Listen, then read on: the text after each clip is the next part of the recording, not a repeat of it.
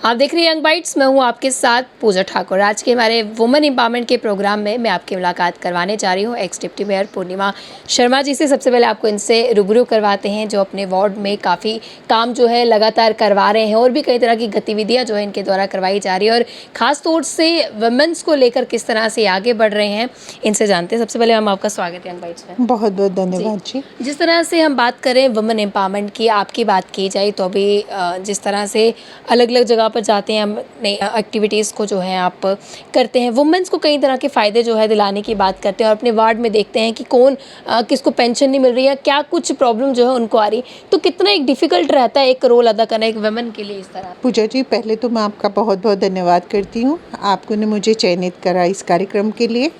आपका पहला जो प्रश्न था वुमेन एम्पावरमेंट की, आई थिंक मैं अभी एक लाइव डिस्कशन से अभी आई थी, तो वहाँ मेरी बहुत ही इंटेलेक्चुअल लेडीज़ थी। मुझे भी वहाँ पे बहुत कुछ सीखने को मिला और वहाँ जो महिलाओं का एक तथ्य था कि महिलाएं तो आज सशक्तिकरण नहीं हो रहा, वैदिक काल से ही महिलाएं सशक्त थी, लेकिन बीच में कहीं गैप बिल्ट अप हो गया, जिन कारणों से महिलाओं की परिस्थिति कुछ बिगड़ी। लेकिन जैसे ही हमारे मोदी जी ने सत्ता संभाली थी, या आधुनिकीकरण जैसे ही शुरू हुआ, वैज्ञानिक युग शुरू हुआ, उसके साथ साथ ही विमेन अपने अधिकारों को पहचानने लगी। पहचानने के साथ साथ जब लिटरेसी रेट बढ़ा तो महिलाओं में एक अवेयरनेस आई। हर एक फील्ड में आपने देखा होगा कि आज कोई ऐसा क्षेत्र नहीं यहाँ पे महिला अग्रिम नहीं है। लेकिन एक क्वेश्चन वो भी उठता है कि महिलाओं के लिए ही सशक्तिकरण का सवाल क्यों उठाया जाता है, पुरुषों के लिए क्यों नहीं? बिल्कुल। क्या आज भी ये समाज पुरुष प्रधान है? तो कहीं ना कहीं क्वेश्चन मार्क आज भी रेज होता है।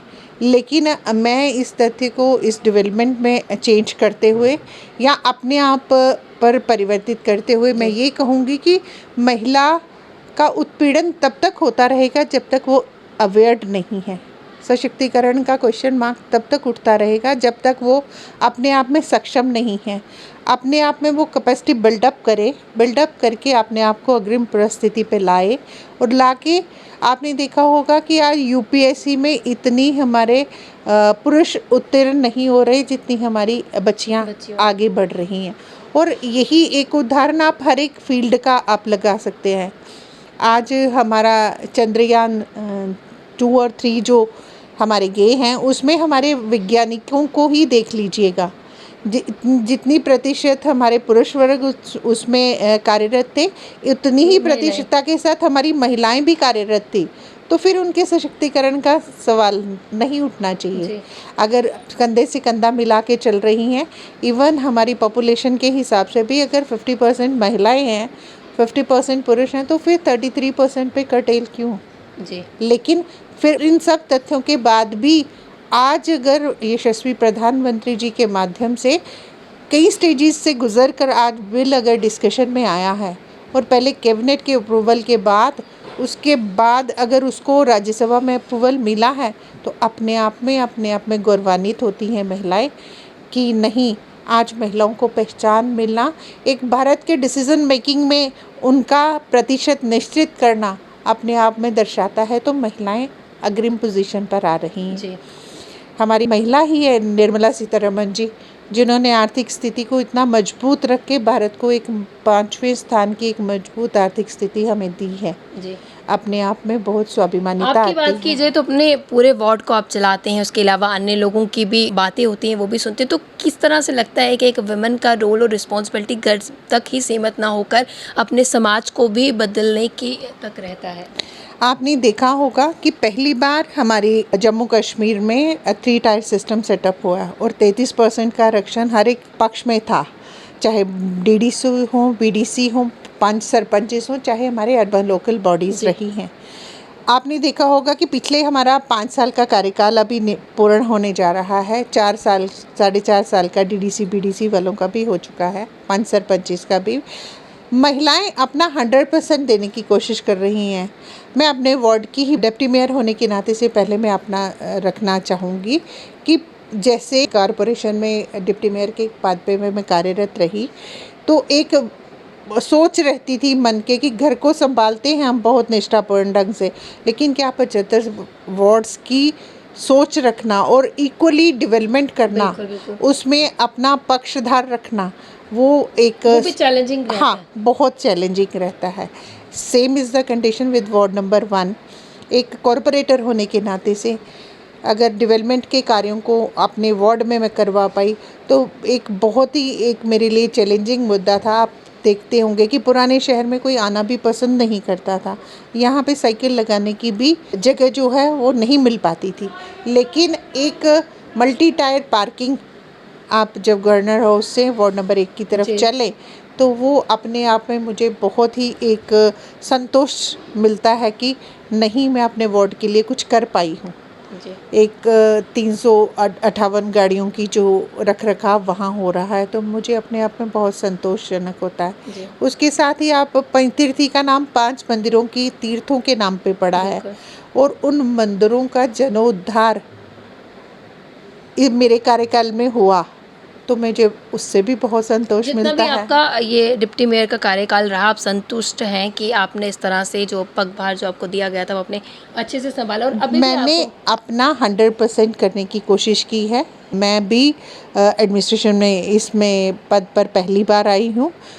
मैंने कंटेस्ट भी पहली बार किया है, अपने आप में नया मेरे लिए अनुभव था। बिल्कुल। लेकिन सीखा कर मैंने जो अपना देने की कोशिश की, भगवान का बहुत आशीर्वाद रहा मेरे ऊपर कि मैं अपनी जनता की अपेक्षाओं पर, जो उनकी अपेक्षाएं थी मेरे वार्ड की थी, यहाँ 75 वार्डों की जिन लोगों ने मेरे साथ लगाई थी, मैंने अपनी पूर्ण कोशिश की है कि मैं उनकी अपेक्षाओं पर खरा उतर जी। पाऊँ। अब कॉरपोरेशन के चुनाव जो है वो फिर से होने वाले हैं, तो उसको लेकर किस तरह की तैयारियां जो है आपकी हैं, या आगे किस पद के लिए आप कंटेस्ट करेंगे, या क्या आ, कुछ सोचा है? जैसे ही गवर्नमेंट के द्वारा हमारी ये कार्यकाल पूर्ण होने जा रहा है अगले महीने तक, अगर डेट्स अगर निकलती हैं, तो हमारा ऑर्गेनाइजेशन भारतीय जनता पार्टी पूरी तरह से तत्पर है कि हम इलेक्शन में उतरने के लिए पूर्णतः रूप से हम सक्षम हैं। हम जनता की आवाज़ रहेंगे, और हम जनता के बीच में 24 घंटे रहते हैं। जी। चाहे हमारी परिस्थिति हमसे अनुकूल हो या हमारी से हटके हो, हम चाहते हैं कि हम जनता की आवाज़ बनकर रहें। और रही बात मेरे कंटेस्ट करने की, ये संगठन है, संगठन ने पहले मेरे पे विश्वास जताया और मुझे एक प्रत्याशी बनाया वार्ड नंबर 1 से, और मेरे में विश्वास जताते ही उन्होंने एज ए डिप्टी मेयर के लिए भी मुझे मनोनीत करा, और उसके लिए भी मुझे कंटेस्ट करने का मौका मिला। मुझे संगठन हमेशा सर्वोच्चम है, जिस के लिए मुझे लायक समझेगा, जो जिम्मेदारी मुझे संगठन देगा, मैं पूरी कोशिश करूंगी कि उसे निष्ठापूर्ण नृत्य से निभाऊं। जहाँ पर 33% रिजर्वेशन की बात की जा रही है, जहाँ पर तमाम जो सियासी पार्टियां हैं वो उसका समर्थन करें, वहीं पे कांग्रेस की बात की जाए, एक तरफ से वो समर्थन भी करी और एक तरफ से उन्हीं के कार्यकर्ताओं में से कहा जाता है कि ये प्रोपोगंडा है। आप क्या कहेंगे इसमें? विपक्ष का काम एक डेमोक्रेसी है, विपक्ष का काम आलोचना करना है या उसके पक्ष में बोलना है, ये उन पर निर्णित है। लेकिन ये एक बहुत पॉजिटिव स्टेप है, एक मान सम्मान महिलाओं को मिला है। चाहे जम्मू के परिप्रेक्ष्य में बात करें तो 35A को ध्वंस करते हुए महिलाओं को एक मौलिक अधिकार प्रॉपर्टी में जो मिला, अपने आप में दर्शाता है कि महिलाओं को मान सम्मान मिला है। मैं इसको पॉजिटिव वे में इसका वेलकम करती हूँ, और यशस्वी प्रधानमंत्री जी का मैं बहुत नतमस्तक होते हुए आभार व्यक्त करती हूँ।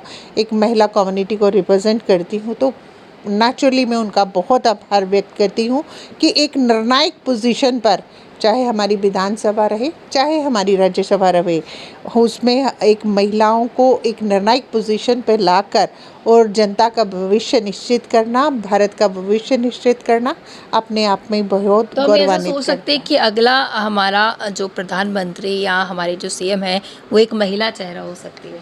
ऑब्वियसली होनी चाहिए, क्यों नहीं होनी चाहिए। मैंने पहले भी शायद आपसे शेयर किया कि महिलाओं को सक्षम लेडीज़ होनी चाहिए, अपने आप में कैपेसिटी बिल्डिंग होनी चाहिए, ताकि हम भी उन क्षमताओं के साथ उस कर्तव्य को निष्ठावान नीति से हम निभाने में जी। कहीं सक्षम रहें।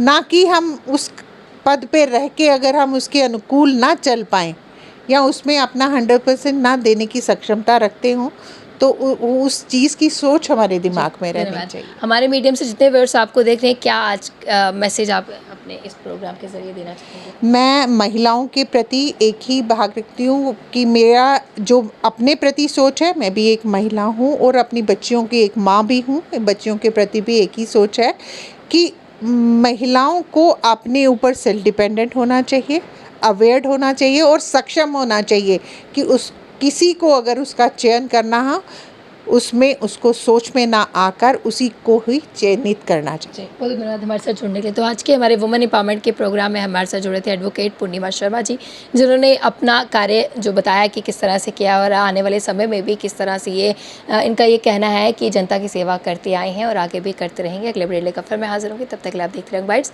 वीडियो जर्नलिस्ट अमन शर्मा के साथ मैं पूजा ठाकुर, यंग बाइट्स जम्मू।